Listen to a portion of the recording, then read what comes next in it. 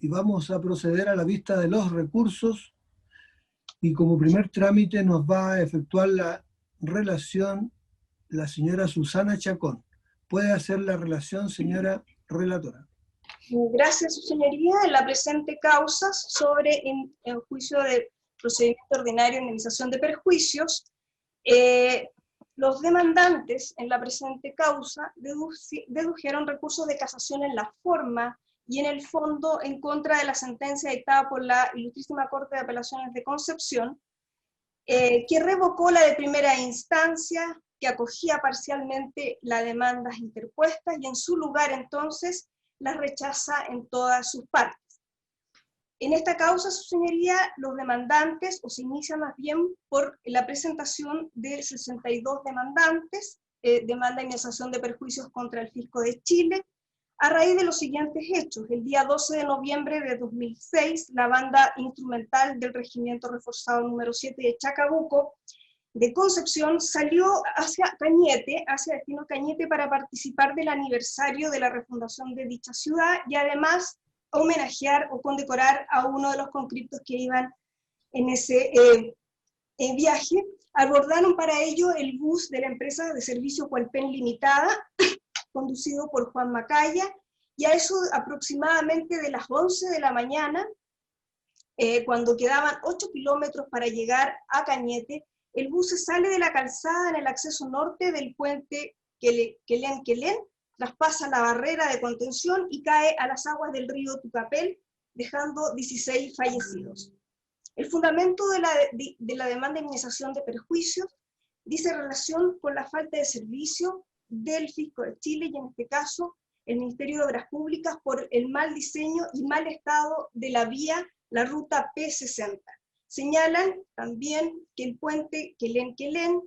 también tiene problemas de diseño, toda vez que se encuentra al final de una curva cerrada, es angosto y la curva es descendente. Todo ello provoca entonces que vehículos de mayor tamaño pudieran ser desplazados fuera de la calzada hacia la derecha, como ocurrió en este caso, y además ese día que además estaba lloviendo, el drenaje no era suficiente de las aguas lluvias, por lo tanto la calzada se encontraba resbaladiza. Indican entonces que además la señalización era deficiente porque no existía advertencia de la existencia de un puente al final de esta curva. Incluso indican que a la fecha de la demanda existían soportes de letreros sin señalización y demarcación de la calzada estaba desgastada. Indican además que las barreras de contención vial que se encontraban en el lugar, tanto antes de la entrada al puente como por la ruta, eran deficientes y no cumplían con los estándares que permitieran entonces contener al bus. Señalan que incluso dentro del 2005 y 2007, esto después del accidente, se produjeron en la ruta otros accidentes. Señalan entonces que la causa de este accidente fueran las deficiencias viales antes descritas y que lo reconocería así un oficio dirigido del Ministerio de Obras Públicas, en que se señala entonces que no se efectuaron reevaluaciones ni inspección visual al puente antes, a las estructuras del puente antes de la fecha del accidente. Indican que según el informe CIAT, solo existirían 2 señales con indicación de proximidad de curva peligrosa, y hacen referencia también en relación a la investigación penal que se siguió por las querellas presentadas, se sobreseyó parcial y definitivamente en relación al chofer del bus que falleció, y posteriormente, en el año 2009, el Ministerio Público comunica la decisión entonces de terminar la investigación por su decisión de no perseverar. En razón de ello, entonces, le imputan responsabilidad al Fisco de Chile, fundado entonces los artículos 169 y 94 de la Ley de Tránsito, y además al artículo 18 de la Ley de Caminos, señalando entonces que son 62 los demandados en esta causa, cada uno de ellos pidieron montos distintos por concepto de daño moral, y hacen un total de 3.230 millones de pesos para efectos de la indemnización de perjuicios que solicitan. En cuanto a la contestación del fisco, su señoría, el fisco niega la ocurrencia de los hechos de la forma que se señalan en cuanto a la causa basal del accidente. Indican que esta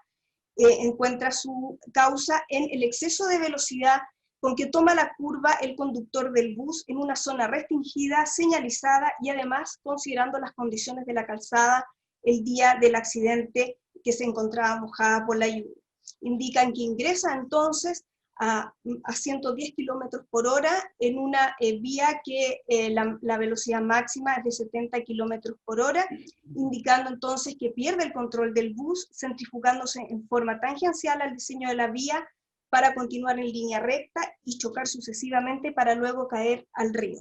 No se comprende, indican además que en este caso la empresa propietaria del bus hayan llegado a acuerdos indemnizatorios con los demandantes y les hayan pagado una suma de dinero, lo que estiman entonces es un reconocimiento de una obligación indemnizatoria.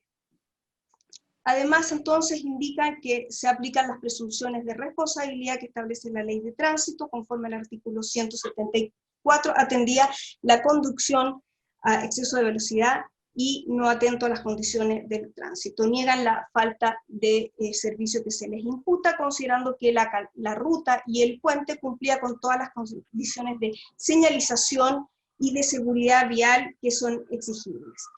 Señalando entonces, para terminar, que entonces el accidente se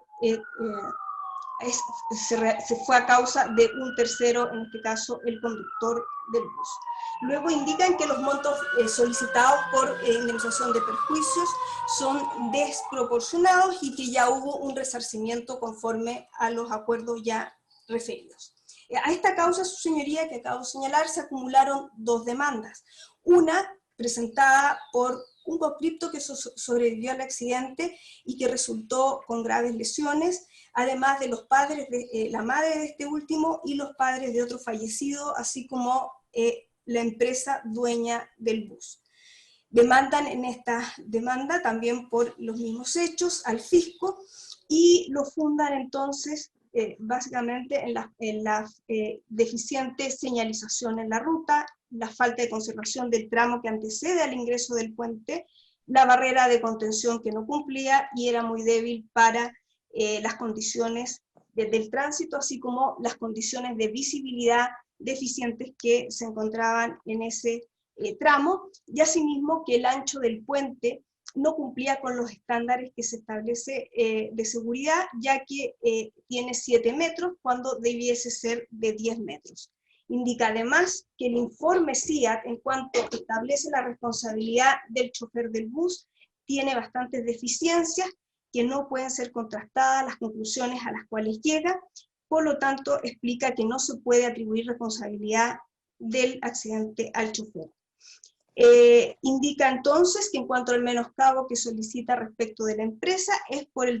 desprestigio comercial que sufrió, atendida las opiniones de los empleados fiscales que entonces propagaron la ficticia responsabilidad del conductor del bus en estos hechos. Solicitan entonces en total, son distintas sumas para cada uno, pero en total 900 millones de pesos. La contestación del fisco respecto a esta demanda es en los mismos términos, negando la falta de servicio y señalando que la causa basal entonces es atribuible a un tercero que es el conductor del bus, negando además que sea, señalando además que es improcedente el daño moral respecto de la empresa. En cuanto a la segunda causa que se acumuló, dice relación entonces con los padres, cónyuge e hijos del chofer del bus, que demandan en los mismos términos, con los mismos fundamentos, y en este caso demandan 200 millones de pesos para cada uno por daño moral. En las contestaciones de las demandas que me referí, el fisco sostiene los mismos fundamentos en cuanto a que la causa basal del accidente sería la conducción a exceso de velocidad del conductor del bus, y además reitera los acuerdos a que llegaron con la empresa del bus y solicita que se desestimen las demandas. Su señoría, entonces, la sentencia de primera instancia, al resolver las demandas la demanda que dio inicio a la causa, tanto como las acumuladas en primer término, da por establecido el hecho del accidente el día 12 de noviembre del 2006, como asimismo el fallecimiento de 16 conscriptos que iban al borde del bus, y además del conductor del bus. Señala además el estado en que quedó la causa penal que se inició para la investigación de estos hechos, y tiene por acreditada entonces la legitimación activa para demandar respecto de los demandantes, salvo dos de ellas, a las cuales me referiré después, respecto de las cuales señala que no acreditaron su legitimación. Luego de hacer una definición y referirse a lo que a los fundamentos de la demanda y en qué consiste la falta de servicio, analiza su señoría el peritaje del perito Undurraga, que fue evacuado en esta causa. En relación a eso, entonces, se refiere en primer término a la causa basal que le imputa el fisco a la causa del accidente, esto es el exceso de velocidad a la que iba el conductor del bus, esto es 110 kilómetros por hora. Refiere allí que de acuerdo a los antecedentes, y especialmente a dos informes técnicos que fueron acompañados en la causa, no se puede establecer ni se puede sustentar el informe CIAT que establece que esa es la velocidad que llevaba el bus, por cuanto no existen cálculos matemáticos que así lo sustenten. Señala y concluye que respecto de lo señalado por estos informes técnicos que se acompañaron de la Universidad Federico Santa María y de un ingeniero civil, la velocidad, el conductor del bus no pudo haber ingresado a la curva a mayor velocidad que 75 kilómetros por hora, porque de lo contrario hubiese perdido mucho antes el control del bus. Da explicaciones, se refiere a las explicaciones entonces, más bien de carácter física y de expertise, que dan cuenta de esta conclusión, señalando entonces que no pudo ser esa la velocidad y le resta valor científico entonces al informe de la CIAT. Luego, en cuanto a las demás deficiencias que se denuncian en las demandas en relación a la vía y al puente, da cuenta y concluye el perito que existía señalización vertical escasa, solo un letrero que daba cuenta de la velocidad máxima de 70 kilómetros por hora a 1 kilómetro de distancia del puente, sin indicar la velocidad máxima en toda la ruta. Indica además que no había señalización de curva muy restrictiva, por cuanto el radio de la curva antes de la entrada del puente es más restrictiva de lo que debiera ser para esa zona, señalando que tiene un radio de 161 metros, cuando lo permitido es, para esa velocidad de 70 kilómetros por hora, que sería la velocidad máxima, 260 metros de radio. Indica además que las barreras de contención no cumplían con la funcionalidad, puesto que eran barreras de contención paralelas, había una barrera en la ruta y otra barrera pasamanos en el puente, las que no estaban unidas y que no tenían la altura suficiente que se requería para que pudieran tener la función de contener, en este caso, a un vehículo mayor. Indica también y se refiere a las deficiencias del puente, específicamente que tiene una calzada angosta, es decir, que al ingresar desde la ruta al puente esta se angosta a 7 metros, siendo que lo exigible para este tipo de rutas es 10 metros. Señalado estas deficiencias, el fallo entonces además da cuenta de ciertos documentos que dan cuenta de algunas modificaciones que se realizaron en la vía en relación a las señaléticas que existían, y así por ejemplo señala que se sustituyó o que se reemplazó los chevron simple por chevron doble, que se sustituyeron las barreras de contención por unas de cinta doble, y habían cinta simple, y además da cuenta que al momento del accidente no estaba habilitada la señal puente, ni existía la habilitación de la señal curva cerrada a la fecha del accidente. Dando cuenta entonces de la situación de la señalización actual, y más los informes periciales, concluye entonces que la visibilidad en la ruta era poca, que por la geometría tan restrictiva de la curva. Señala además que la curva, faltaba la señal de curva cerrada que pudiera, digamos, alertar entonces al conductor que se trata de un puente angosto, que existía interrupción del drenaje, que hizo que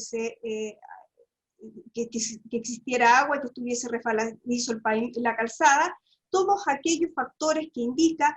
fueron entonces,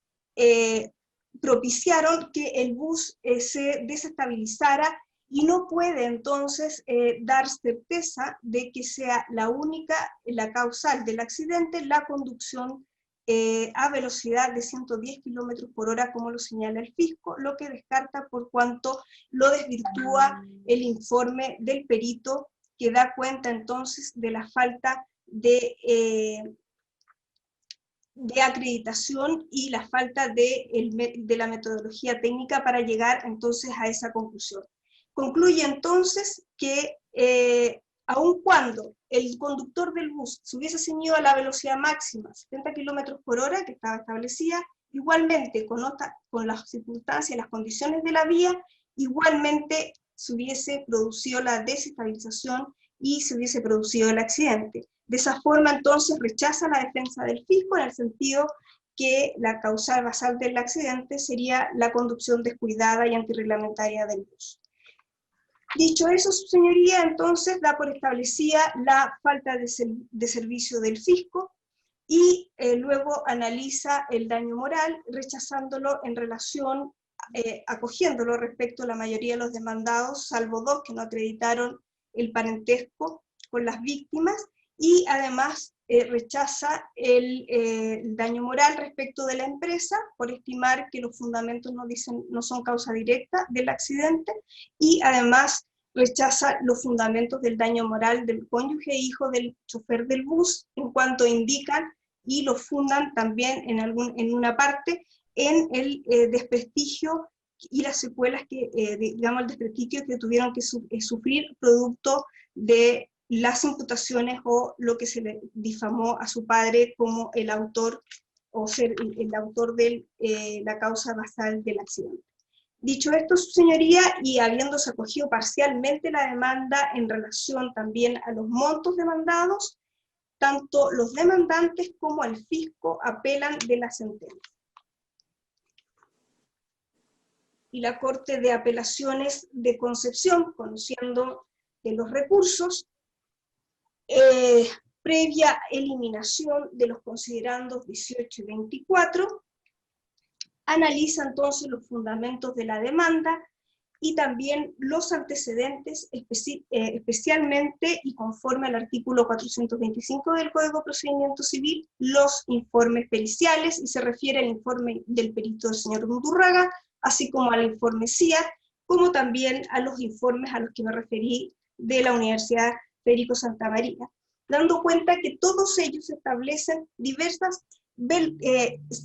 concluyen que el bus iba a diversas velocidades, así dicen 81 km por hora, 110 km por hora y 75 km por hora. En relación a esto, indican que conforme al informe CIAT, la velocidad máxima para la ruta en que se conducía y en la que iba el bus era 70 km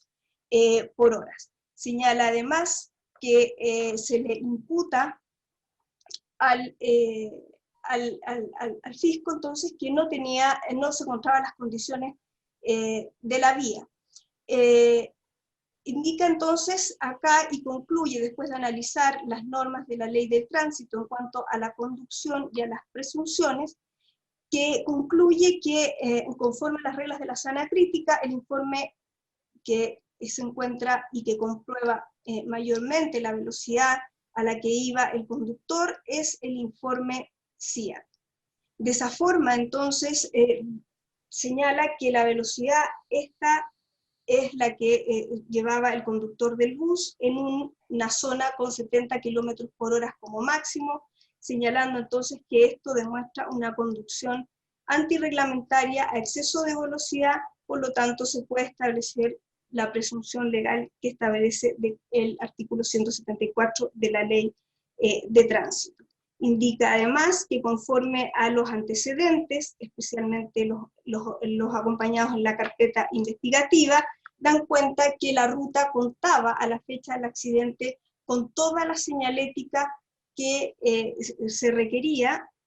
como por ejemplo la velocidad máxima, zona de curva, y además tenía chevrones y además tenía demarcada la calzada en ese tramo. Dice entonces que, concluye entonces que atendía la velocidad y las condiciones del tránsito en ese día, especialmente que se encontraba lluvioso, no cabe más entonces que descartar la falta de servicio del fisco, en razón de que la causa basal del accidente es la conducción del conductor del bus, y por su parte entonces rechaza la demanda, rechaza las demandas interpuestas por no darse presupuestos de imputación de responsabilidad del fisco, ni la relación de causalidad requerida con los daños que se demandan. En razón de ello, entonces, y por estos motivos, entonces, se pronuncia respecto de los recursos de apelación, revocando la sentencia en todas sus partes, la sentencia de primera instancia. Su señoría, en cuanto a los recursos interpuestos en relación a en contra de la sentencia de la Corte de Apelaciones de Concepción, en primer término se interpone recurso de casación en la forma, el primer recurso de casación en la forma, fundado en la causal del artículo 768, número 5 del Código de Procedimiento Civil, en relación al artículo 170, número 4 del mismo código, por estimar que el fallo se anunció las consideraciones de hecho y de derecho. Es así entonces que se refiere a la sentencia que establece que sería la causa del accidente la conducción descuidada del conductor del bus. No obstante, señala que no eliminó el fallo de segunda instancia, considerando 25 y 26, que sí establecen y que sí razona respecto de la falta de servicio y las condiciones de la vía y la falta de señalización y contención de las barreras del día del accidente. En razón de ello, concluye entonces que no existen fundamentos, como se acaba de señalar, porque ambos se anulan recíprocamente. Como segunda manifestación del vicio, indica que no se analizó toda la prueba, principalmente los informes periciales y los documentos técnicos que fueron acompañados en la causa. Finalmente, establece que entonces la sentencia no advirtió que el fallo de primera instancia no solo analizó el comportamiento del conductor del bus, sino que de todos los antecedentes que podrían haber sido las circunstancias que podrían haber sido las condicionantes del accidente, en cuanto a al diseño de la vía y la señalética, lo que no se hace cargo la sentencia. En cuanto su señoría entonces pide tener por acoger el recurso de casación en la forma e invalidar la sentencia, y en cuanto al recurso de casación en el fondo, denuncia en primer término normas reguladoras de la infracción a las leyes reguladoras de la prueba, artículo 1698 del Código Civil, artículo 47, 1712 del mismo Código, así como los artículos 144, 165 y 167 de la Ley de Tránsito, en relación a los artículos 411 y 425 del Código de Procedimiento Civil, refiriéndose entonces principalmente al informe CIAT y al análisis que se hace de este en conformidad al artículo 425.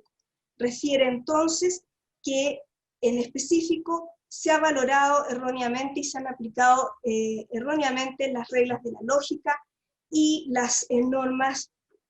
de la lógica formal en cuanto a las conclusiones a que llegaron los peritajes que se acompañan, el peritaje que se evacuó en la causa, así como los informes técnicos que se acompañaron, que se trataría de documentos y no de peritajes, los cuales desestiman y ponen en evidencia la falta de consistencia del informe CIAT en cuanto no adjunta memoria de cálculo para determinar la velocidad que concluye en el informe, esto es 110 km por hora. Señala entonces que los informes no fueron valorados conforme a las reglas de la sana crítica y a las reglas de la lógica, en relación entonces a las conclusiones también en cuanto a la señalética, a la falta de señalización y a las condiciones de las barreras de contención, todas las cuales demuestran entonces que estas fueron las condiciones viales que fueron la causa real entonces del accidente. En cuanto al segundo vicio del recurso de casación en el fondo, denuncia infracción al artículo 169 de la Ley de Tránsito, artículo 4 y 42 de la Ley General de Base de la Administración, además del artículo 94 de la Ley de Tránsito en relación al artículo 18 y 24 de la Ley de Caminos y artículos 2314 y 2329 del Código Civil, fundamentándolo la infracción en que si se hubiesen respetado las normas reguladoras de la prueba y se hubiese apreciado la prueba en conformidad, específicamente los informes periciales en conformidad al artículo 425, no se podrían haber aplicado las presunciones a la presunción de responsabilidad a la que aplica el fallo de segunda instancia, toda vez que los hechos, bases para llegar a ello, no se encuentran acreditados, esto es, la velocidad y la conducción antirreglamentaria del conductor del bus. En ese sentido, entonces, señala además, y añade en este punto, que respecto de las dos actoras que quedaron, respecto de las cuales no se escogió la demanda, y señala que sí se rindió prueba del daño moral que sufrieron, y además del vínculo que los ligaba con las víctimas del accidente. Por lo tanto, pide entonces que se acoja el recurso de casación en el fondo y se dicte sentencia, se invalide la sentencia y se dicte sentencia de reemplazo que acoja la demanda en todas sus partes, incluso respecto de las partes que quedó rechazada, revocándola en esta parte. El segundo recurso de casación, su señoría, en la forma, se funda y denuncia, o se funda los siguientes causales: 768 número 5 del Código de Procedimiento Civil en relación al 170 número 4, por omisión de las consideraciones de hecho y de derecho en la sentencia, y releva o evidencia la misma contradicción antes referida en relación a los considerandos que quedaron subsistentes y los razonamientos que hace la sentencia de segundo grado en relación a la falta de a la no concurrencia de la falta de servicio. Señala entonces que en este caso los considerandos se anulan recíprocamente. Indica además que tampoco se razona en torno a la velocidad que debiese haber tenido en esta curva, la velocidad máxima que debería haber tenido la ruta en esta curva, que posteriormente incluso el fisco cambió la velocidad máxima de 70 a 60 km por hora, nada de eso señala, se refiere la sentencia. En cuanto al segundo vicio de casación en la forma, denuncia el artículo 768 número 4 del Código de Procedimiento Civil, esto es haber sido dado ultra petita, toda vez que indica que el demandado tuvo 3 alegaciones en su defensa, esto es el hecho de que es la eximente de responsabilidad por hecho de un tercero, la inexistencia de falta de servicio e improcedencia de las indemnizaciones, indica que estas alegaciones fueron rechazadas por la sentencia en el resolutivo número 1 de la sentencia de primer grado, lo que no dejó sin efecto la sentencia de segundo grado, y que por lo demás, en relación a esto, el fisco en su apelación no solicitó expresamente en su petición que se revocara aquel numeral 1. En relación a la tercera causal del vicio del recurso de casación en la forma, se refiere al artículo 768 número 6 del Código de Procedimiento Civil, indicando que ha sido dada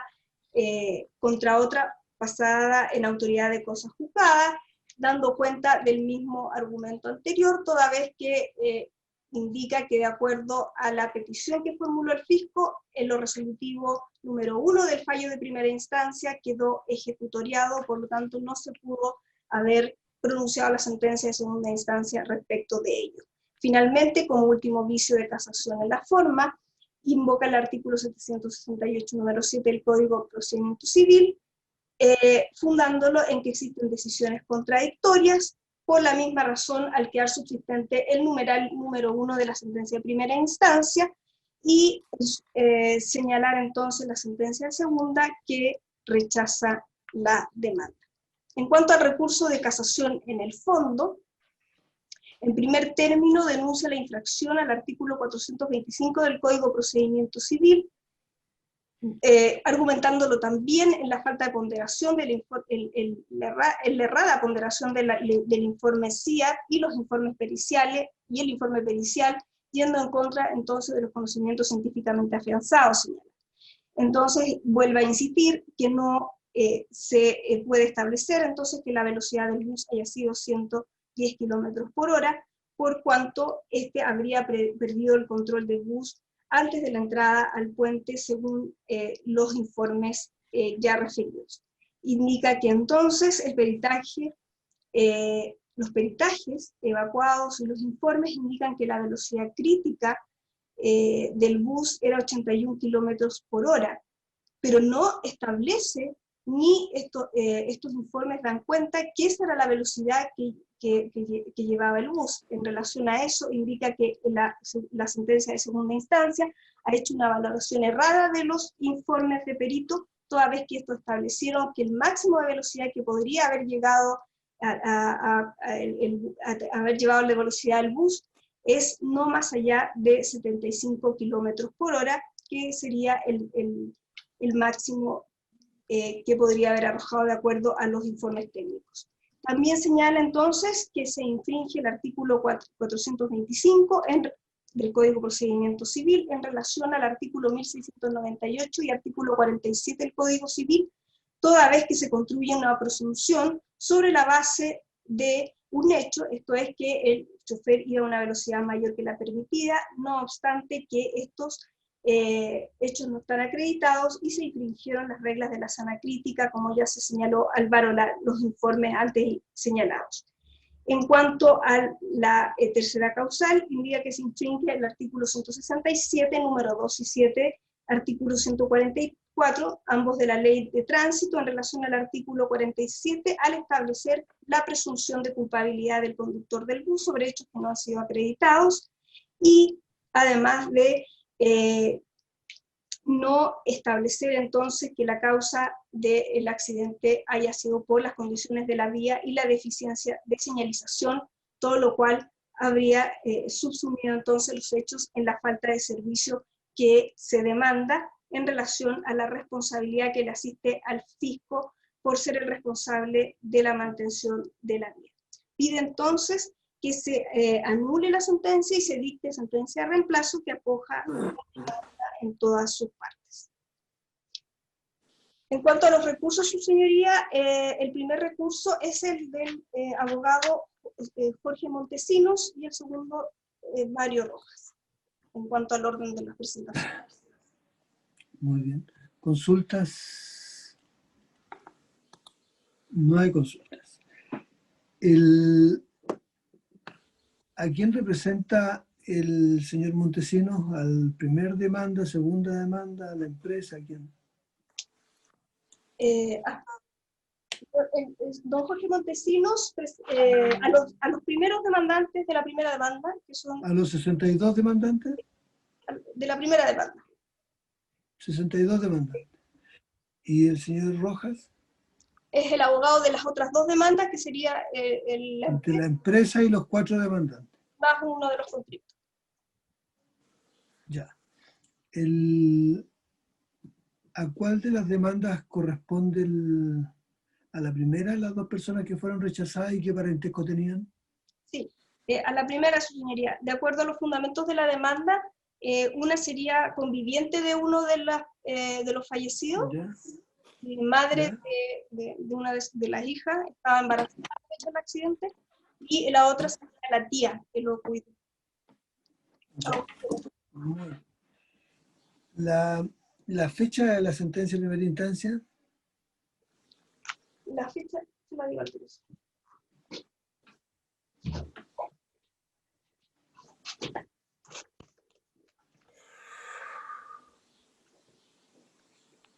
El 6 de abril del 2017.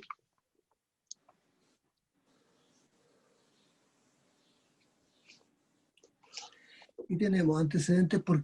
cuándo fue interpuesta la demanda. Sí, la primera demanda fue interpuesta el 3 de noviembre del 2010.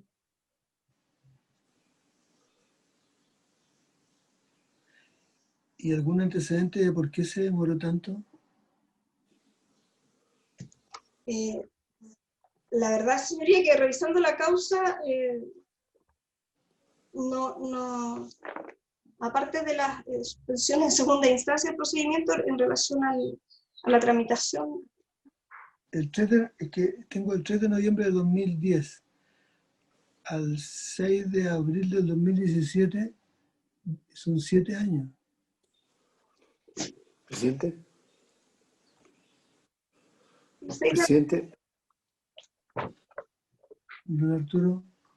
Presidente, perdone la pregunta. Sí, ¿Se puede hacer una adelante. pregunta, no? Sí, sí. No, es que tengo una duda respecto del orden en que aparecen los demandantes, porque ahí tendría que, tal vez, si se pudiese explicar un poco, los abogados que van a intervenir, hay uno que aparece por los 62, otro aparece por la empresa y dos demandantes. Sí. Son dos demandantes. Entonces, si fuera tan gentil de explicar en este último caso la comparecencia, por favor, porque yo tengo 62 solamente. Anoté 62. La primera demanda se inicia por 62, señoría, 62 Sí, demandantes que son patrocinados por el abogado don Jorge Montesino. A esta causa, sí. posteriormente, se acumulan dos causas, ambas patrocinadas por el abogado Mario Rojas, una de ellas en que está la empresa del bus, y además uno de los conscriptos sobrevivientes, la madre y los padres de otro fallecido, y además en la segunda causa que se acumuló, también patrocinada por don Mario Rojas, están los hijos y la cónyuge del conductor del bus. Son dos demandas que se acumularon, dos de ellas patrocinadas por el mismo abogado. El abogado que representa, usted me dice, a la empresa que era dueña del bus. Sí. ¿Sí? Ya, Sí. gracias. Ya, Muchas ¿alguna otra gracias, consulta? presidente. Ya, ¿alguna otra consulta? Por mi parte no, señor presidente. No. Entonces, alega en primer término don Jorge Montesinos. Puede alegar, señor abogado, por los recursos. No es necesario que reitere lo que ya se ha expuesto. Tiene que sacarle el mute. Ahí sí. Ahora sí. Ahora sí. Muchas gracias, Vuestra Excelencia, y con su permiso alego en estos autos por mis representados demandantes en esta causa y por los recursos de casación en la forma y en el fondo deducidos, pidiendo desde luego su acogimiento, la invalidación del fallo y en la correspondiente sentencia de reemplazo que se confirme la sentencia de primer grado en cuanto acogía la demanda en contra del Fisco de Chile, salvo respecto de dos de mis representadas que la rechazó, parte en la cual pido se revoque acogiéndose la demanda. Alegaré, Vuestra Excelencia, en primer lugar por el recurso de casación en el fondo. Pero en primer lugar, recogiendo su inquietud, particularmente, estos hechos ocurrieron en el año 2006, en el mes de noviembre, la demanda se interpuso el 2010, porque entre medio hubo una larga investigación criminal en que hubo que lidiar con la decisión del Ministerio Público en orden a pretender obtener un sobreseimiento definitivo por falta de por la inexistencia de un cuasedilito, cuestión que fue arduamente debatida en el Juzgado de Garantía de Cañete, desechándose dicha petición y finalmente terminó con la decisión de no perseverar. Posteriormente fue necesario, Vuestra Excelencia, encargar la confección de informes técnicos